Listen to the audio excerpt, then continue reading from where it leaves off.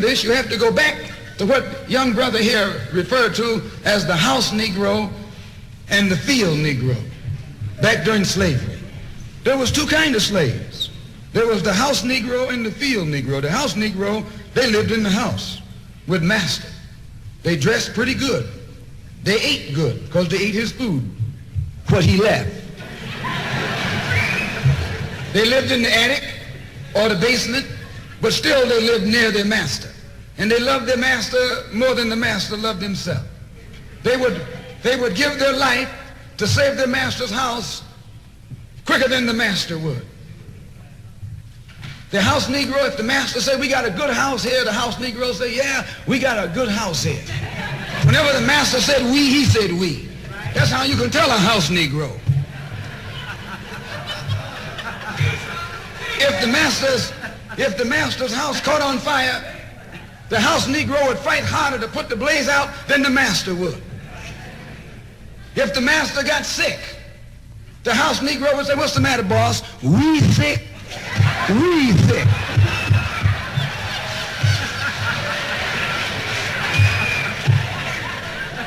He identified himself with his master more than his master identified with himself.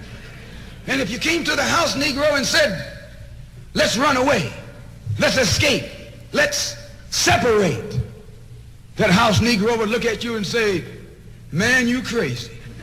What you mean separate? Where is there a better house than this? Where can I wear better clothes than this? Where can I eat better food than this? That was that House Negro. In those days, he was called a house nigger. And that's what we call him today because we still got some house niggers running around here.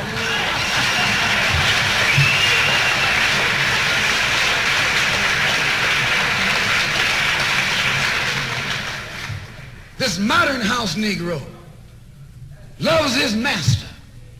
He wants to live near him. He'll pay 3 times as much as the house is worth just to live near his master. And then brag about, I'm the only Negro out here.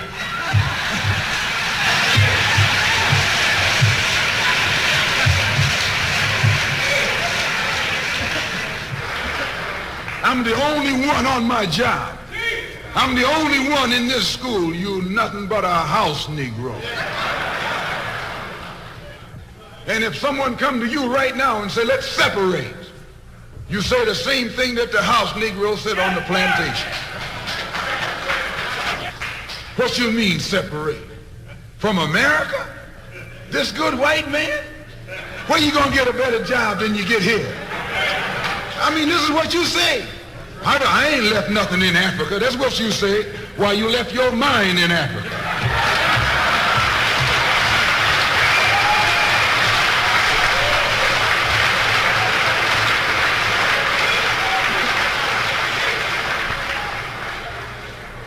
On that same plantation, there was the Field Negro. The Field Negro, those were the masses. There was always more Negroes in the field than there was Negroes in the house. The Negro in the field caught hell. He ate leftovers. In the house, they ate high up on the hog. The Negro in the field didn't get nothing but what was left of the insides of the hog. They call them chitlins nowadays. In those days, they call them what they were, guts. That's what you were, a gut eater. And some of you all still gut eaters.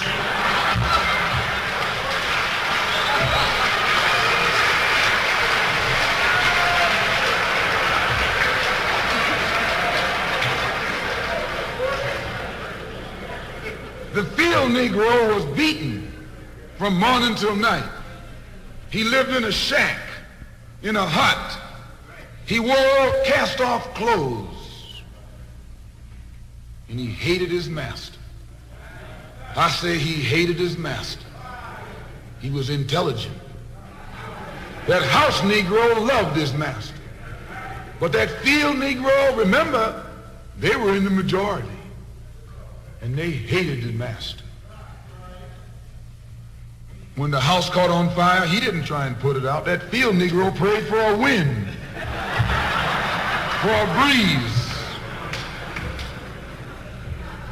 When the master got sick, the Field Negro prayed that he died. If someone come to the Field Negro and said, let's separate, let's run, he didn't say, where are we going? He said, any place is better than here.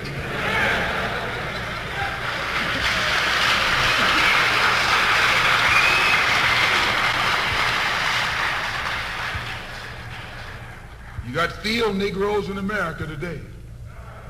I'm a Field Negro. The masses are the Field Negroes. When they see this man's house on fire, you don't hear these little Negroes talking about our government is in trouble. They say the government is in trouble.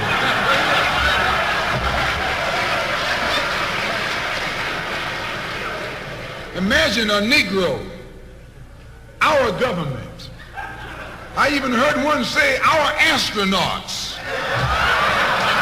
They won't even let him near the plant. And our astronauts, our Navy, that's a Negro that's out of his mind. That's a Negro that's out of his mind. Just as the slave master in that day used Tom, the House Negro, to keep the Field Negroes in check, the same old slave master today has Negroes who are nothing but modern Uncle Toms, 20th century Uncle Toms, to keep you and me in check, keep us under control, keep us passive and peaceful and nonviolent. That's Tom making you nonviolent. It's like when you go to the dentist and the man is going to take your tooth. You're going to fight him when he starts pulling. So they squirt some stuff in your jaw called Novocaine to make you think they're not doing anything to you. So you sit there and because you got all that Novocaine in your jaw, you suffer peacefully.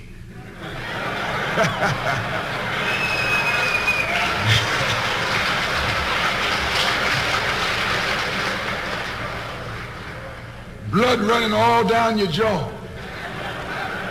And you don't know what's happening because someone has taught you to suffer peacefully.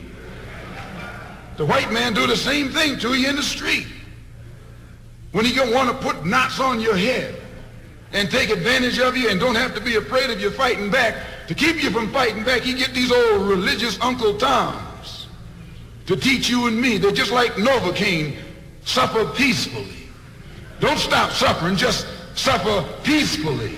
As Reverend Cleave pointed out, let your blood flow in the streets. This is a shame. And you know, he's a Christian preacher. If it's a shame to him, you know what it is to me.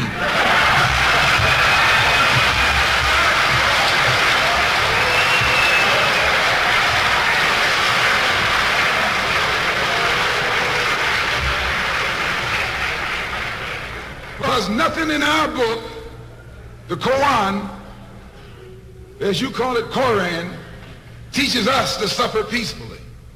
Our religion teaches us to be intelligent, be peaceful, be courteous, obey the law, respect everyone.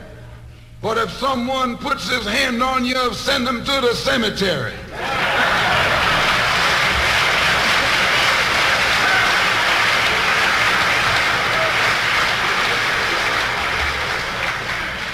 That's a good religion. In fact, that's that old-time religion.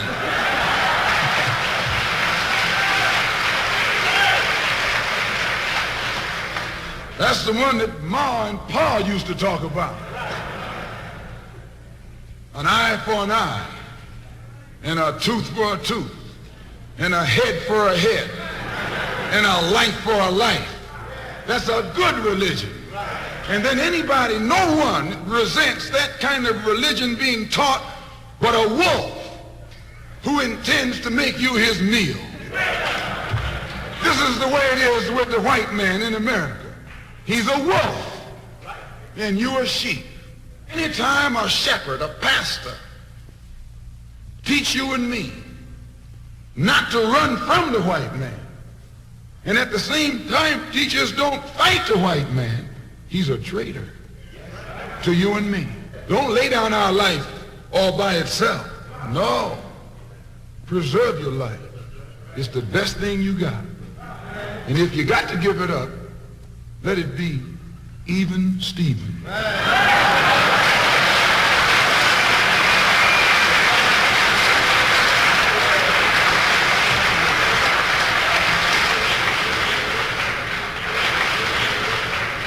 The slave master took Tom and dressed him well and fed him well and even gave him a little education, Gave him a long coat and a top hat and made all the other slaves look up to him. Then he used Tom to control them. The same strategy that was used in those days is used today by the same white man. He take a Negro, so-called Negro, and make him prominent. Build him up. Publicize him. Make him a celebrity. And then he becomes a spokesman for Negroes and a Negro leader.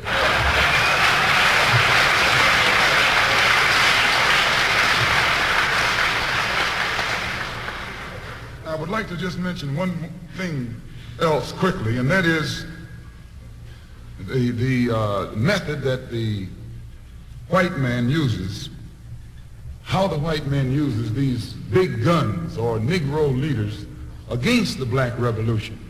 They're not a part of the black revolution. They're used against the black revolution. When Martin Luther King failed to desegregate Albany, Georgia, the civil rights struggle in America reached its low point. King became bankrupt almost as a leader. Plus, even financially, the Southern Christian Leadership Conference was in financial trouble, plus it was in trouble, period, with the people when they failed to desegregate Albany, Georgia. Other Negro civil rights leaders of so-called national stature became fallen idols.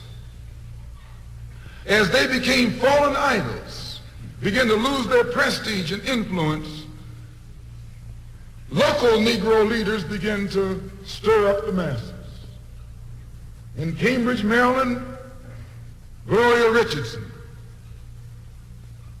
In Danville, Virginia, and other parts of the country, local leaders began to stir up our people at the grassroots level.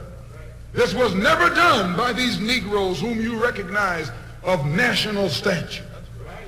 They controlled you, but they never incited you or excited you. They controlled you. They contained you. They kept you on the plantation. As soon as King failed in Birmingham, Negroes took to the streets. King got out and went out to California to a big rally and raised about, I don't know how many thousands of dollars. Come to Detroit and had a march and raised some more thousands of dollars. And recall, right after that, Wilkins attacked King, accused King and the Corps of starting trouble everywhere and then making the NAACP get him out of jail and spend a lot of money, and then he accused King and Corps of raising all the money and not paying it back. This happened. I got it in documented evidence in the newspaper. Roy started attacking King, and King started attacking Roy, and Farmer started attacking both of them. And as these Negroes of national stature begin to attack each other, they begin to lose their control of the Negro masses. And Negroes was out there in the streets. They was talking about, we're going to march on Washington. By the way, and right at that time, Birmingham had exploded, and the Negroes in Birmingham, remember, they also exploded. They began to stab the crackers in the back and bust them upside the head. Yes, they did.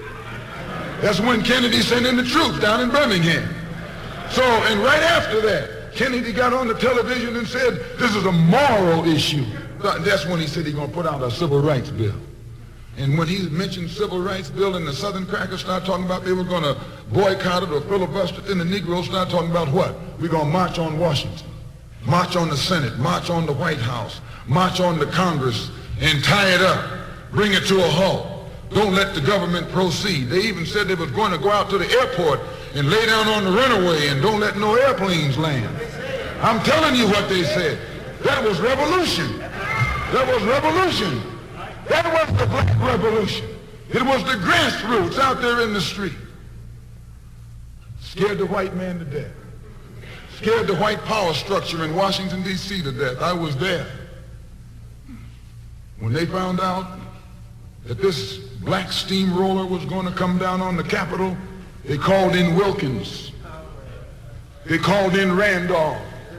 They called in these national Negro leaders that you respect and told them, call it off. Kennedy said, look, you all letting this thing go too far. And old Tom said, boss, I can't stop it because I didn't start it.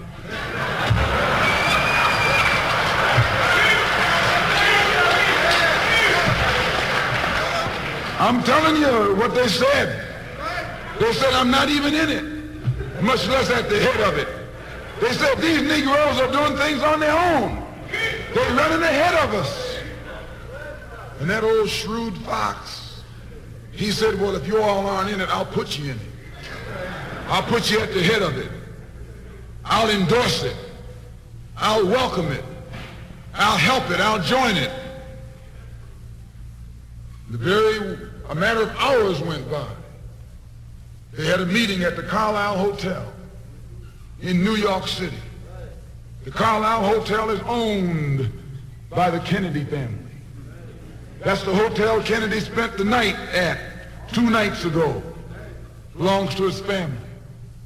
A philanthropic society headed by a white man named Stephen Currier called all the top civil rights leaders together at the Carlisle Hotel and told them that by you all fighting each other, you're destroying the civil rights movement. And since you're fighting over money from white liberals, let us set up what's known as the Council for United Civil Rights Leadership. Let's form this council. And all the civil rights organizations will belong to it. And we'll use it for fundraising purposes. Let me show you how tricky the white man is. And as soon as they got it formed, they elected Whitney Young as the chairman. And who you think became the co-chairman? Stephen Currier, the white man. A millionaire. Howell was talking about it down at the Cobo today. This is what he was talking about. Howell knows it happened. Randolph knows it happened. Wilkins knows it happened. King knows it happened. Every one of that so-called Big Six, they know what happened.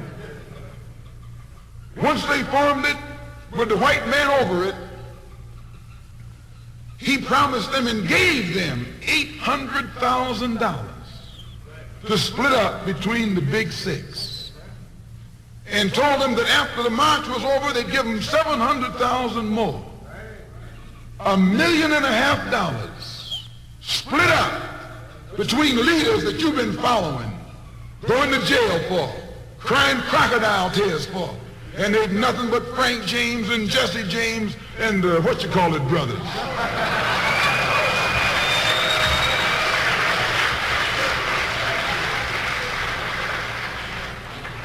Soon as they got the setup organized, the white men made available to them top public relations experts. Opened the news media across the country at their disposal. And then they began to project these Big Six as the leaders of the march. Originally, they weren't even in the march. You was talking this march talk on Hastings Street. Is Hastings Street still here? On Hastings Street. You was talking the march talk on Lenox Avenue. And down on, Fillmore Street. And Central Avenue. And 42nd Street and 63rd Street. That's where the march talk was being talked. But the white man put the Big Six ahead of it. Made them the march. They became the march. They took it over. And the first move they made after they took it over, they invited Walter Reuther, a white man. They invited a priest, a rabbi, and an old white preacher. Yes, an old white preacher. The same white element that put Kennedy in power. Labor, the Catholics, the Jews, and liberal Protestants. Same clique that put Kennedy in power joined the March on Washington. It's just like when you got some coffee that's too black which means it's too strong. What you do, you integrate it with cream.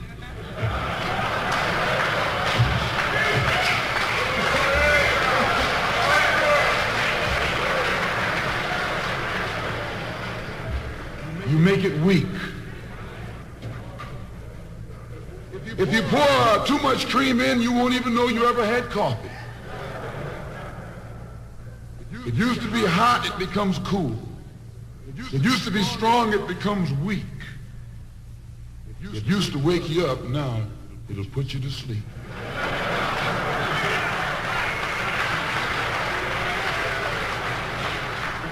This is what they did with the March on Washington. They joined it. They didn't integrate it, they infiltrated it. They joined it, became a part of it, took it over. And as they took it over, it lost its militancy. They ceased to be angry. They ceased to be hot. They ceased to be uncompromising.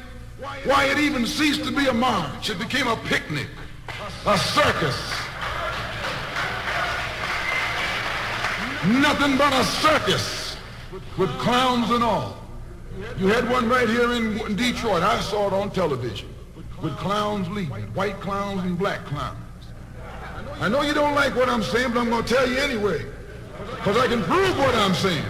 If you think I'm telling you wrong, you bring me Martin Luther King and A. Philip Randolph and James Farmer and those other three. Then see if they'll deny it over a microphone. No, it was a sellout. It was a takeover. When James Baldwin came in from Paris, they wouldn't let him talk because they couldn't make him go by the script. Burt Lancaster read the speech that Baldwin was supposed to make. They wouldn't let Baldwin get up there because they know Baldwin liable to say anything. They controlled it so tight, they told those Negroes what time to hit town, how to come, where to stop, what sign to carry, what song to sing, what speech they could make and what speech they couldn't make, and then told them to get out of town by sundown.